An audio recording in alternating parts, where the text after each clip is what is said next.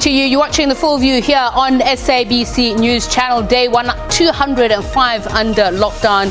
Alert level 1 it is, but COVID-19 still with us, and this is why we're going to be looking at Mental Health Month, why it is that COVID-19 has brought with it unprecedented challenges in this regard. And we'll also be talking about the femicide cases that we have seen across the country now rising again in KwaZulu-Natal. We'll be reporting on that, and we'll also be talking about race relations. They have come under the spotlight once again due to the scenes that we've seen in Senegal. Developments on that story being another person has been arrested in connection with the torching of a police vehicle outside of the Magistrates Court in the Free State. So all of that coming up on the full view this evening. Let's start with your news headlines. 13 members of one family who died in a horror accident laid to rest in Underberg. Opposition parties say the ANC is frustrating an investigation into the alleged multi-million rand corruption relating to the new legislature in Bloemfontein. COVID-19 exacerbates desperate living conditions at Eyadini informal settlement in Philippi in the Cape Town.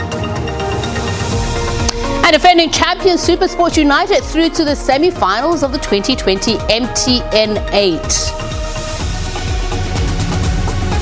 Question of the day is about the summer initiation season. It will go ahead, says the Traditional Affairs Department, but we'd like to hear your thoughts on this. Is this a good move or perhaps not? Send us your comments to #FullView. You can also send us your voice notes or video. Call us on +2766 479 8056. View any of our interviews or features on sabcnews.com. Subscribe to our YouTube channel. We're also on Facebook and Twitter if you want to talk to us there as well.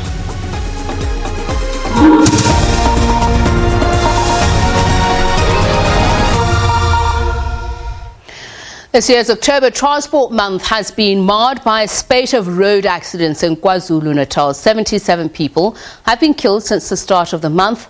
Today, 13 members of one family who died in a horrific minibus taxi accident were laid to rest in Underberg. The marquee packed to capacity. Hundreds of mourners gathered to bid farewell to members of the Mdali family. Close relatives were inconsolable. For this close-knit village, a tragic accident, claiming almost an entire family, including a 2-year-old. We lost brothers, children and daughters-in-law. I'm lost for words. I don't know what will happen to the children who are now orphaned. The driver of the taxi they were traveling in lost control before it veered off the road. 12 people were killed instantly and the other died in hospital. The crash investigation has found that the vehicle was not registered. The driver was also killed.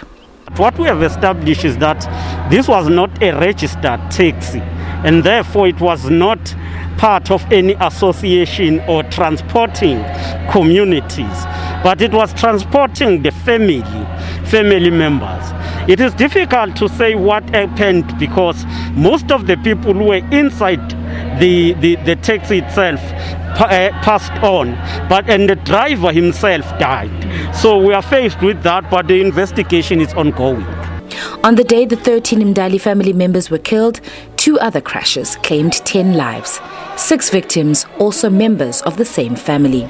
Authorities have reiterated their message for motorists to be vigilant and obey road rules. Ayanda Mhlongo, SABC News, Underberg.